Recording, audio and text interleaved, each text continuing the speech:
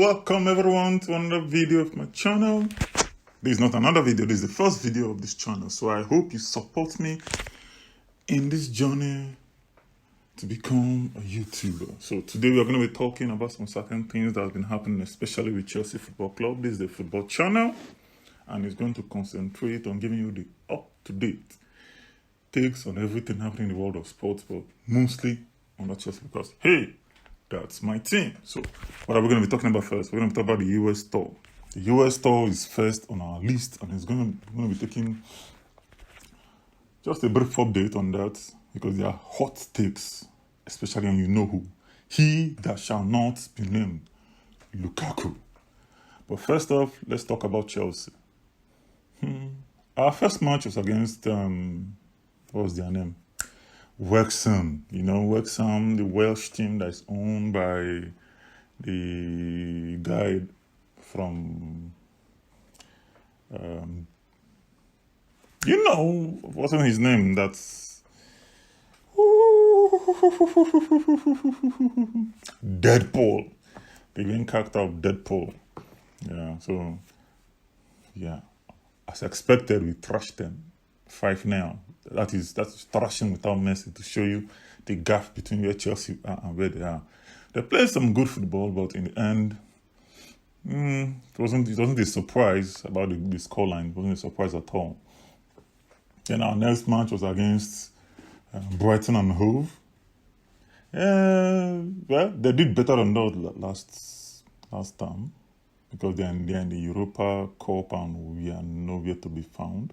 I think they're like 8 places ahead of us. So, but this time around, with the improvements already done by Pochettino, our coach, you can see the difference in their physicality, in their pace, in their motivation to play. So right now you can see that in that match they went ahead, but yet we came back and went 4-1 before they got a penalty and another goal to make it 4-3 at the end of the game. Next on, that just gives us a brief update on what's happening with that. You can now, then the next thing we're going to talk about is to the main elephant that this video is all about, and that is the man Lukaku and what he's been doing all about in this transfer window, going here and there, helter-skelter, as if, you know, when you cut a chicken's head, that brief period between when the chicken loses his head and when it eventually dies, the last shaking, that's what it's as if Lukaku is doing. He's just running up and down without any care in the world and without even knowing what he's doing with himself. So, what are we going to do? First things first, we know Lukaku does not want to come to Chelsea. He doesn't want to go to Al Hilal. These are the two places he doesn't want to go, but he still wants to remain in top flight football, so he still wants to remain in Europe. Not Chelsea, not Al Hilal. Al Hilal, I understand. I understand why he doesn't want to go to Al Hilal. But Chelsea is because he knows he has burnt too many bridges there. He knows he has burnt too many bridges there. And most teams in England will not even touch him because he's too out of touch with the fans. Most fans see what he's doing to Chelsea. Most fans is looking at what he's doing to Inter now. Most fans is looking at how he's just jumping all over the place. So most fans will want to commit that emotional commitment required to connect with him on the personal note to be their player. Then we look at his transfer history.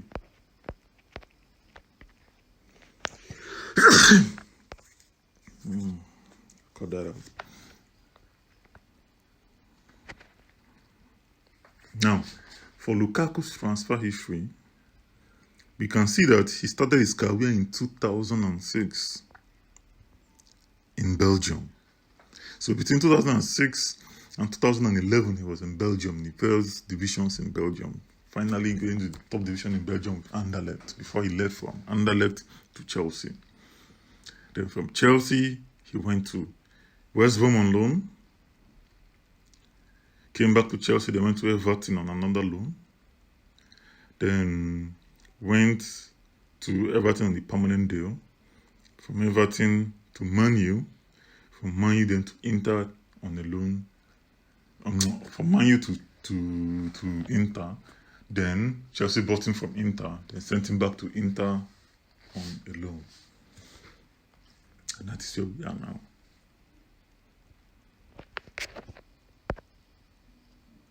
So, Inter, this season, Inter wanted another, what do they even call itself, another loan for him.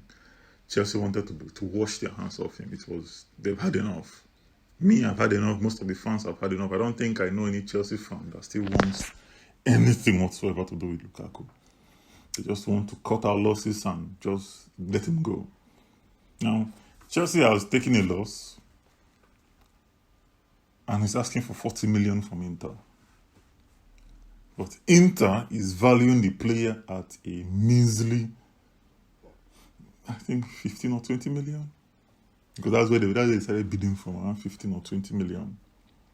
But that was Chelsea felt like that was an insult. Even me, that it was infuriating even hearing Inter play such a bid. This is a player that they valued at 100 million less than 2 years ago. Now they are putting his value at 20. That is almost like daylight robbery, taking Chelsea for a fool. But now we've now come to a seemingly set of agreement where, okay, they've come up to 40. But when they got up to 40, that's when now it now took a twist, because he now went and did something with Juventus. I don't even know how even Juventus came into play, but Lukaku being Lukaku, he had to find a way to mess things up. So, Juventus came with a bid. Al Hilal came with a bid. Al Hilal, well, they are Saudi, so they had the better money. They came with a better bid for it. But to be able to fulfill both what the club gets something and the player gets something, we looked at Juventus. And Juventus' bid was for the same thing what Inter was offering before Inter pulled out because of his shenanigans with Juventus. And Juventus almost pulled out, because the latest now is Juventus have come back into the table and have agreed personal terms with Lukaku. And we've accepted that, and I hope that they've accepted that bid and getting over with all this, because their bid is for 37.5 million and 2.5 in add-ons, while Al Hilal put in 50 million straight.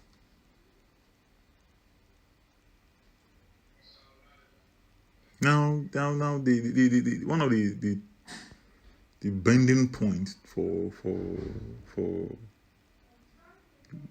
Lukaku and Inter is they found out that Lukaku was having discussions with Juventus before their Champions League final match. What kind of, I don't want to cuss on this channel, so what kind of human being is contracted to a club that is on loan from another club, goes ahead to talk with a third club before the Champions League final match of the club is on loan to? Just look at what, like a baby that doesn't know the left from the right, doesn't know what the right thing to do. It is annoying. And I hope, I'm really praying that this Juventus deal pulls through and he doesn't do anything stupid again that messes it up. So we can wash our hands off him, we can wash his hands off us, and we go our separate ways. And the only time we'll ever come in contact with again will be in the year 2024 or 2025. That is in the Champions League or whichever Intercontinental Cup we meet. That is it. That is it. Me, I'm done. I'm done with him. I had hopes for him. Didier Drogba had hopes for him, but now I think everybody is just done. It's just done. Everybody is just done with him. I hope you give me a chance and like my video. You subscribe. You just help a brother out. Just help me out. Like my video, subscribe, and I'll see you in the next one.